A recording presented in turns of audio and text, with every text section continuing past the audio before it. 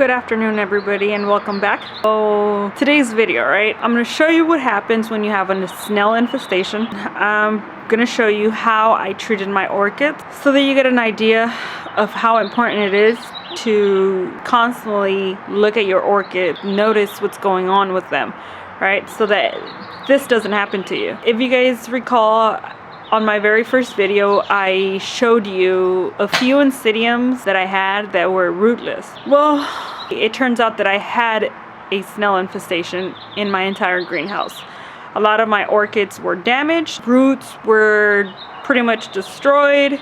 Just in case you don't remember, I'm going to show you exactly which orchids I'm talking about. And throughout the video, I'll explain how I ended up realizing that I had a snail infestation. So let's go. So that's the community tray that I was talking about. Those Oncidiums, they're pretty much rootless. I had a few Oncidiums with one or two new growths, right? That's what they look after I've cleaned them, repot them, and treat them with hydroperoxide. That's the end product. So I'm gonna go ahead and show you what I actually did to treat them. So let's go. I suspected that I had snails a few days ago. I noticed that one of my Cattleyas, the flowers on it, half of it was chewed off. And I was concerned about this one. I don't know if you guys remember, I told you that I've had it for almost a year. Well, actually over a year. And it only had this growth here. Well, I was right. Found a snail on it. And I don't know if you can see the damage there.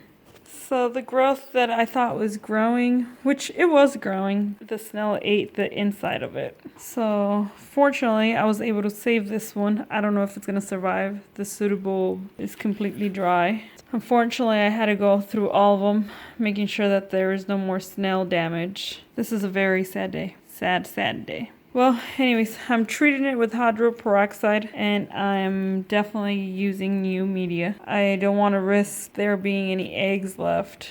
So the second reason why I decided to check these orchids was because I noticed that one of the leaves turning yellow.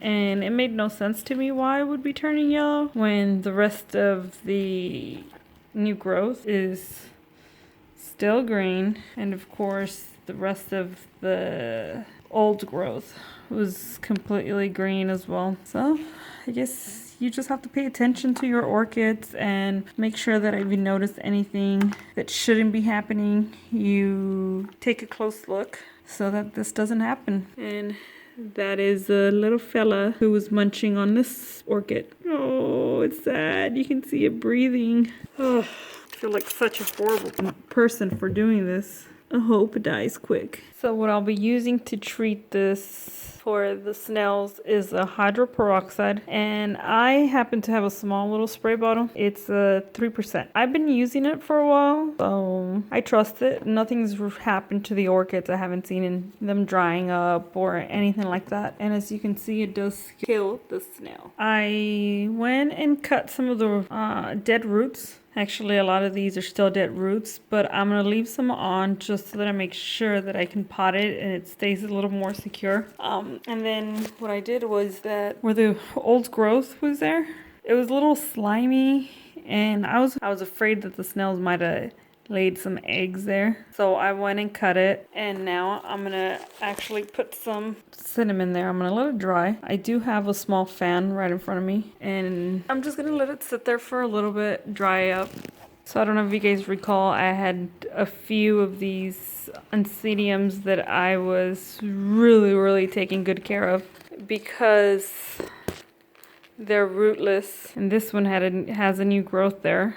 So unfortunately, I'm going to have to pull it out and check for snails. I don't want to run the risk of having that new growth being compromised by the scales. So, oh, this hurts. But I'm going to go ahead and pull it out. It looks pretty good, but I'm going to go ahead and inspect the media. Can't really tell if that's a snail or not. It's not moving. Either way, I don't want to run the risk, so I'm going to go ahead and wash these pots with Clorox, sanitize them, and I'll reuse the pots, but I'll definitely get rid of the media. I don't want to risk it. I'll be back.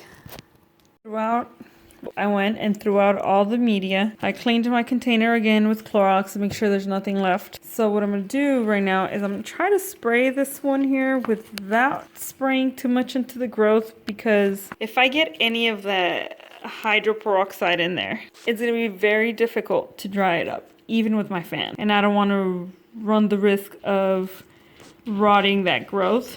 So I'm going to try to spray just down here and in this area here. And I'm going to clean all the leaves with a cotton ball, which I have here. I stuffed them in a little container, right? And I'm not going to put any bark on this. I'm actually just going to use some of these rocks that I've already sanitized and some moss. And I'm going to do the same to both of them just because I don't any more snails.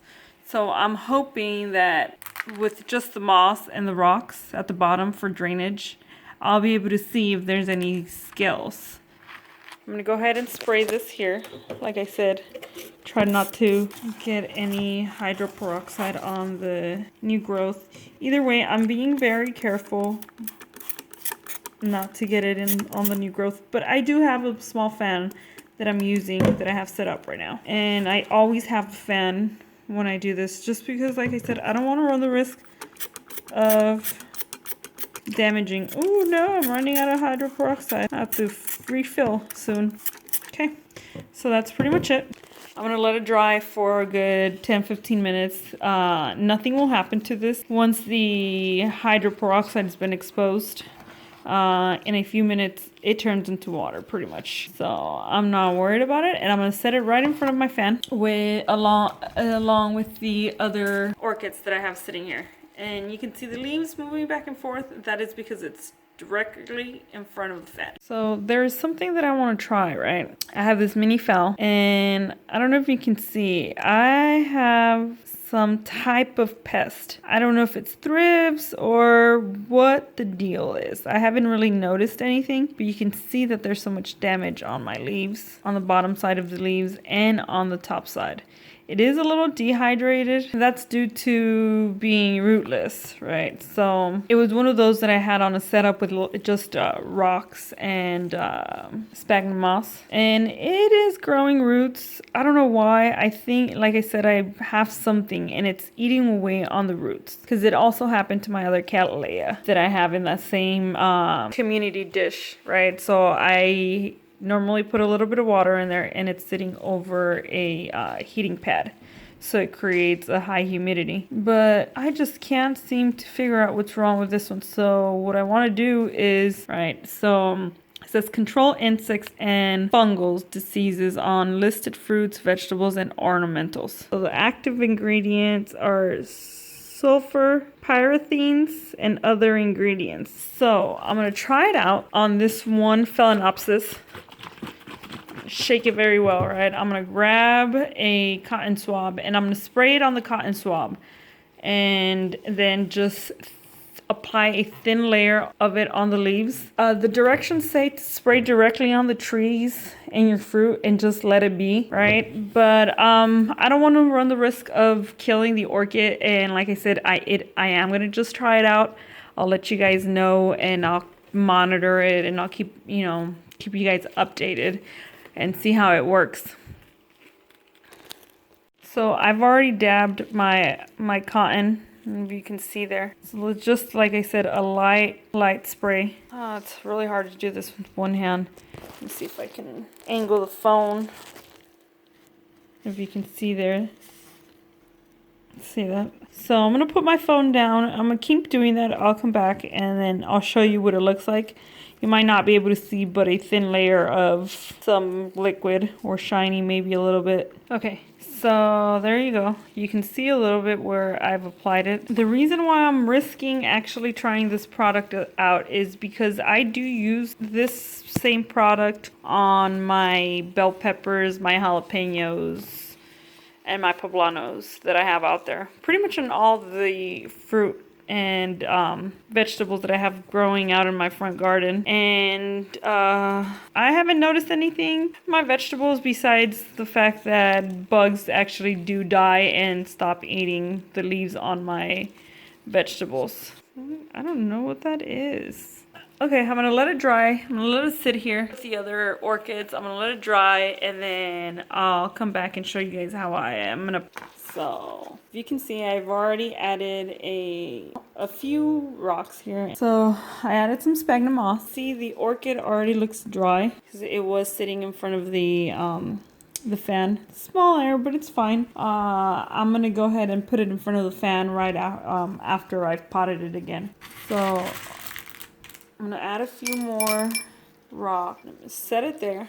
All right. I just don't want to set it too low. I don't want any of the water to get into the crown or between the leaves. I don't want to create more damage to this orchid. Let's see if I can just hold it and do it with one hand so you guys can see better.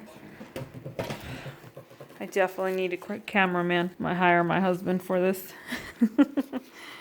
Anyway, so I'm just gonna stuff some of the sphagnum moss in there. I'm not, as you can see, I'm not really pushing it down. I'm just using my finger to fit it in there. And this is a pretty basic process. Alright, just making sure the sphagnum moss is in there. We need that moisture in there. Okay, so I'm going to set the phone down for just a second so I can do this properly and I'll show you what it looks like. Okay, so you can see, that's what it looks like. So I'm not going to water these till tomorrow. I'm going to let them dry. I was using some rainwater. It has been raining here for the past week or two. And it should be raining this week actually, so I might just collect some fresh rainwater and use that instead of the one I bottled. But if that doesn't work out, I'll just use some distilled water, which I have. So back to this one, right? I cleaned up some of the roots, or actually cut some of the roots that were dead. But you see what I mean with this one? I don't know if it might survive after all. It looks like the old suitable, well, one, it's already dried. Two, it's a little mushy here. You see that? I don't know if I should cut it, but if I cut it, this little guy might not have a chance. I'm just gonna leave it. Like I said, I'm not gonna use any bark. I'm just gonna use some of the same rocks that I have here and sphagnum moss. And I'll keep a close eye on it and I'll keep monitoring, give you guys some updates. But I don't know, I'm not too hopeful, which I'm disappointed because I was really working on these guys for a while. But hey, it happens, right? So I'm gonna grab all my materials I'm gonna need. I'll be right back. Okay, so I have some sphagnum moss soaking in distilled water. So for this one here, I'm gonna use this small pot because it's so tiny and I want to make sure it fits properly, right? I don't want to add too much sphagnum moss. And then for the other orchid, the other Oncidium, this one, I'm gonna be using this pot right here. If you can see, it's more of an appropriate size for it. And then this one should fit just fine in there.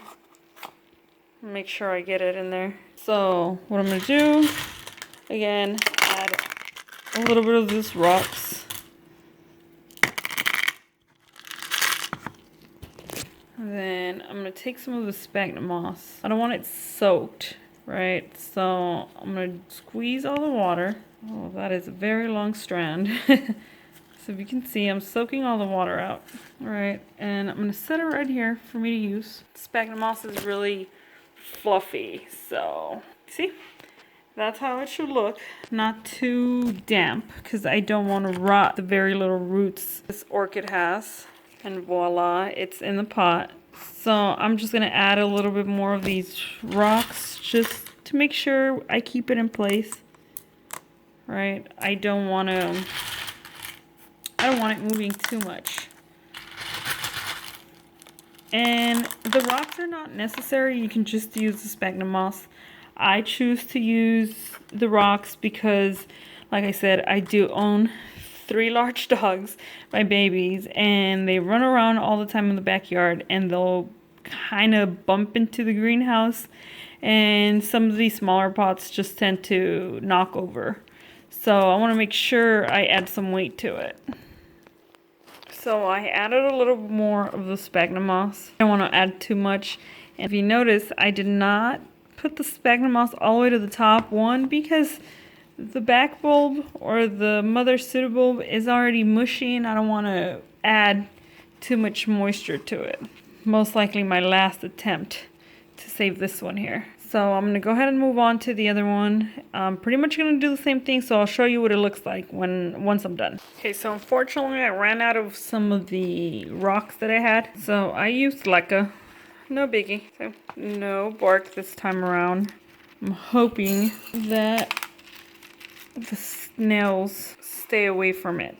But look how beautiful that growth is. I really hope it survives. Alright guys, well, this is what these orchids look like now. I have 2 more in this batch. Actually 3 more. But once I put them back into the community tray and I have them back in my greenhouse, I'll show you guys.